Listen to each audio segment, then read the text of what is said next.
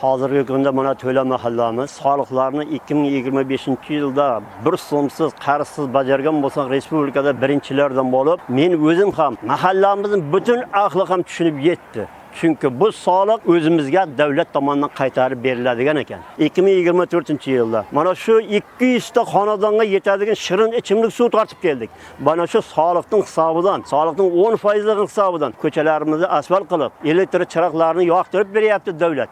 Mana shu solig'imizning hisobidan bo'lyapti. Soliq to'lovlarining mana shu amalga oshirilayotgan ishlarimizning javoblarini mahallamizda amalga oshirilayotgan ishlarning hisobida ko'ryapmiz biz bugun.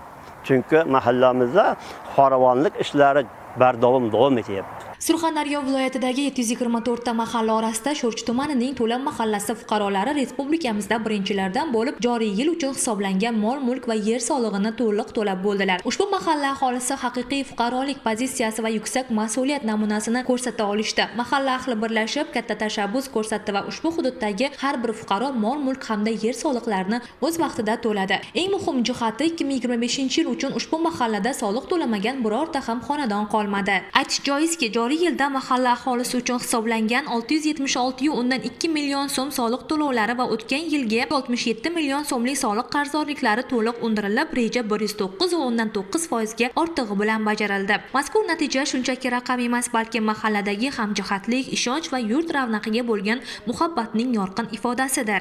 Menga Sho'rchi tumanidagi Oqkamar, To'la va Baxshtepa mahallalar biriktirilgan. To'la mahallasini joriy yil uchun hisoblangan va o'tganda boqimanda bo'lib o'tgan jami soliq qarzdorligini to'liq batamom undirib bo'ldik. O'sha mahalla fuqarolariga, mahalla yettiligi, mahalla oqsoqollari, ko'cha boshlari bilan hamkorlikda tushuncha va tegishli tartibda ma'lumotlar berish orqali ushbu natijalarga erishdik. Birinchi o'rinda to'liq soliq qarzdorligi so'ndirilgan mahalla sifatida e'tirof etilganmiz. Soliq tizimida soliqchilar uchun mahallaviy soliq tizimi dasturi bizga joriy etilgan. Ushbu tizimga asosan kifay ko'rsatkichlarimni a'lo darajada yakunlaganligim munosabati bilan qo'mita raisining mukofot pullarini olyapman va bundan juda ham xursandman. Albatta, bunday muvaffaqiyatlarga erishish xodimdan katta mehnat va tajriba talab etadi. Mahallaga biriktirilgan soliq inspektori mahalla yettiligi bilan hamjihatlikda har bir ko'cha va xonadonda bo'lib, aholiga soliq to'lovlarining ahamiyati va ularning qayerga sarflanishi haqida batafsil tushuntirib bordi. Bizning mahallamizda 3163 ta fuqaro yashaydi, 610 ta xonadon, 953 ta oila mavjud. Mahallamda bironta xonadon qolmadi, soliqlarini to'lamagan. Hamma xonadon to'ladi.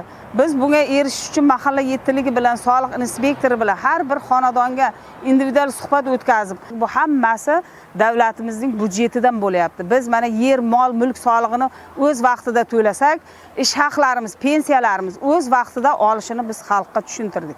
Mahallamiz xalqining soliq to'lash madaniyati oshganligidan biz xursandmiz.